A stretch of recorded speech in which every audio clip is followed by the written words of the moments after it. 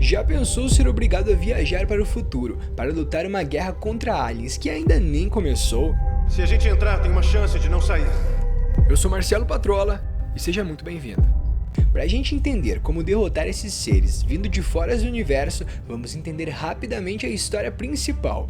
O ano é dezembro de 2022 e o professor de biologia e ex-boina verde Dan Forrest não consegue um emprego em um prestigioso centro de pesquisa americano. Logo depois, enquanto assiste à Copa do Mundo em uma festa de Natal, soldados do ano de 2051 chegam para avisar que a humanidade está à beira da extinção devido aos invasores alienígenas, conhecidos como Garra Branca. 30 anos no futuro.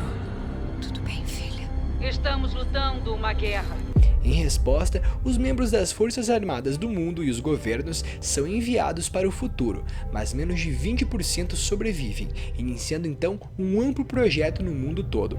Após um ano de recrutamento em um crescente movimento anti-guerra, já há pouca esperança sobre a sobrevivência da humanidade. Dan então recebe um aviso de que foi convocado e se reporta ao treinamento básico com outros convocados.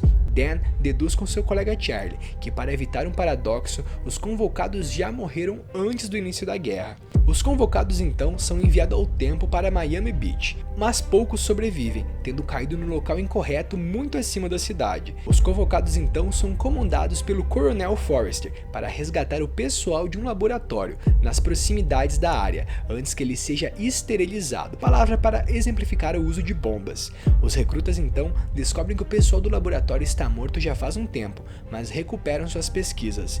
Dan manda um rádio para comandar sobre a situação e é instruído a fugir da área. Muitos dos recrutas são mortos e apenas alguns conseguem chegar a um lugar seguro. Os sobreviventes acordam em um acampamento militar na República Dominicana. Dan é convidado a se reportar ao Coronel Forrester, que na verdade é a sua filha já crescida, Murray. Ela pede a ele para capturar uma fêmea de garra branca, que são as mais raras do que os machos normalmente encontrados. Então eles conseguem prender a fêmea, apenas para ter centenas de machos descendo em sua posição. Enquanto o helicóptero com a fêmea decola, Dan e Murray fogem para uma praia e pedem resgate pelo rádio. Dan e Murray são transportados ao Jump Link, localizado em uma plataforma de petróleo, fortificada no meio do oceano. Dan e sua filha trabalham em uma toxina que pode matar a fêmea capturada. Eles então encontram uma combinação para matar os alienígenas de vez. Assim que eles começam a invadir a base, Dan é capaz de voltar ao passado com a toxina para produzir em massa, mas antes disso ele tem que ver a sua filha morrer pelas mãos dos Garras Brancas. Dan então tenta dar auxílio aos militares para que ela possa ser enviada de volta para o futuro, mas descobre que o portal para o futuro está destruído, tendo sido destruídos pelos Garras Brancas. Dan, quando chega em casa, deduz com a sua esposa que os Garras Brancas não chegaram em 2048 como eles achavam, mas vieram muitos antes. Outras pesquisas o levam a teorizar que eles já estão na Terra e que o aquecimento global causou a sua liberação, quando eles descongelaram e emergiram sobre as calotas polares do Ártico. Dan então lidera uma missão na Rússia para provar a sua teoria e encontra uma nave alienígena em uma calota de gelo após explodir a camada superficial. A equipe debate sobre contar ao mundo sobre o problema ou tentar resolver, mas decide acabar com a ameaça naquele mesmo momento, com medo de que os governos levem muito tempo. Uma vez dentro, eles percebem que a nave alienígena não é realmente uma nave das Garras Brancas e que os Garras Brancas eram cargas para a tripulação alienígena falecida, que até é meio parecida com os humanos. Eles então continuam a injetar a toxina nos Garras Brancas dormentes, mas isso os mata instantaneamente. Mas um grito de um dos Garras Brancas acorda todos os restantes. A equipe então decide fugir. Alguns ficam para trás e a equipe explode com sucesso a nave alienígena, uma vez que eles percebem que esse é o único método de contenção desses monstros. Mas uma das fêmeas escapa. Dan e seu pai rastreiam a fêmea e são capazes de matar em uma batalha frenética até a morte, evitando assim uma guerra futura, ou mesmo que ela conseguisse escapar e se reproduzisse, e deixando a Terra com um novo destino. Ao origem desses monstros. Estudando o dente do Garra Branca, Dan e o grupo deduzem que as cinzas vieram da erupção do vulcão Changbai, na China, o que aconteceu no ano 1000. Devido à magnitude da erupção, estas cinzas se espalharam por milhares de quilômetros, o que poderia explicar como foram parar em alienígenas na Rússia, o que leva à resolução do mistério. Os alienígenas estavam congelados abaixo da Terra esse tempo todo, mas o aquecimento global derreteu as camadas de gelo e assim possibilitaram a sua espécie de ressurreição.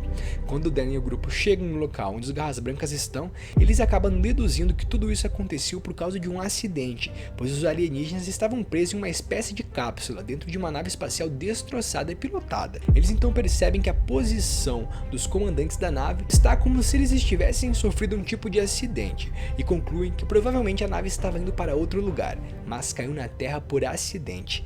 Além disso, deduzem que os monstros provavelmente serviriam como armas. Talvez a nave estivesse levando para uma guerra em algum lugar do universo, não necessariamente para a Terra. E isso é um fato muito provável, já que muitos teóricos dizem que uma espécie evoluída o suficiente para fazer viagens entre galáxias dificilmente colocaria sua própria espécie em perigo, quando podem utilizar a sua alta tecnologia e fazer uma guerra biológica, que é um fator muito mais fácil, já que esses seres são predadores perfeitos e você não teria nenhuma baixa da sua própria civilização. Como funciona a viagem no tempo nesse filme? O filme em si, ele não se aprofunda muito no quesito mais técnico ou plausível sobre a viagem no tempo, embora mencione o próprio buraco de minhoca. A primeira informação que temos é que os viajantes do tempo não podem existir no passado e no presente simultaneamente. Assim, Dan foi recrutado porque já estaria morto em 2051, ao passo de que os soldados de 2051 ainda não teriam nascido nos dias atuais. O filme nos explica também que há duas plataformas, uma no presente e uma 30 anos no futuro, que transportam os viajantes. A equipe que criou esses portais definiu que os dois andam continuamente para frente e que o fluxo do tempo só vai em uma direção. Isso explica porque não é possível enviar pessoas para qualquer momento da linha do tempo, antes do apocalipse, por exemplo. A explicação é bem superficial, o que acaba deixando algumas questões em aberto, sem oferecer uma alternativa, por exemplo, paradoxo temporal. Se Dan matou os monstros, a guerra nunca existiu, e se a guerra nunca existiu, Murray não inventou o antídoto para matar os monstros. Além disso, Dan descobre no futuro que vai morrer em um acidente de carro. No presente, ele vai conseguir evitar a própria morte, já que sabe como vai acontecer. Então, óbvio, isso mudaria o futuro e acabaria alterando o passado quando ele voltasse. É um paradoxo meio complicado, eu sei, mas é legal agora a gente tentar entender o que é o paradoxo temporal. Na ficção científica, o paradoxo temporal é um fenômeno derivado das viagens do tempo para o passado, mas no nosso caso é para o futuro. Quando o viajante do tempo ele vai para alguma data, a sua presença perturba a maioria das vezes, em alguns resultados logicamente impossíveis, ou seja, gera um paradoxo.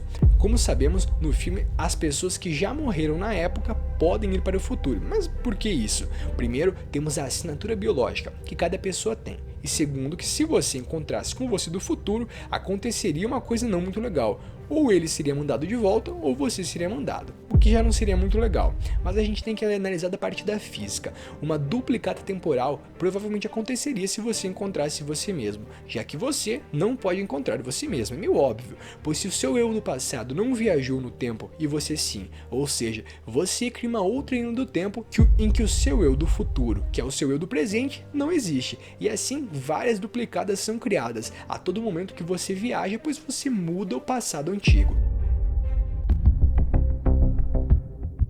Como derrotar? A forma da gente derrotar, justamente mais segura que achamos, é que quando pensamos em derrotar eles, vem o combate físico e uma longa luta corporal devido à sua resistência, como vimos no filme. Porém, iremos nos utilizar da mesma solução que nossos heróis utilizaram na geleira, compostos químicos a nosso favor.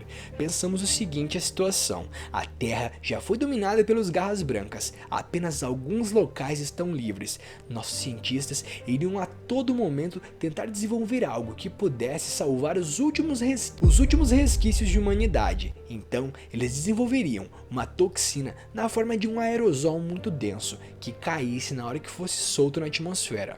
Ou seja, iríamos borrifar isso em grande escala. Para isso, utilizaremos o querido James Forrester, pai de Dan, já que como ele é um exímio piloto e vimos que ele é quase um assassino meio MacGyver, ele provavelmente sobreviveria aos primeiros ataques dos Garras Brancas, e então aceitaria a missão de polinizar várias regiões do mundo. E por isso, os grandes centros a gente começaria, onde esses seres se encontrariam em busca de humanos remanescentes. Como a gente sabe, eles se alimentam dos humanos. Após algum tempo, tentaríamos achar algum Garra Branca fêmea, para usar ela para atrair todos os outros como vimos no filme. Eles têm um tipo de ecolocalização, em que um sabe onde o outro está e tenta ajudar quando está em perigo. Assim, faríamos uma grande armadilha, onde deixaríamos ela perto de milhões de tanques com litros e litros do nosso composto químico. E então, quando todos estivessem perto tentando soltar a fêmea, soltaríamos o composto e acabaríamos com todos de uma só vez, já que a toxina mata todos em questão de segundos, os dissolvendo, como se fosse uma espécie de ácido para a biologia deles. E assim derrotaríamos os Garras Brancas e retomaríamos a Terra para nós, que ela é por direito. E eu vou ficando por aqui e até a próxima.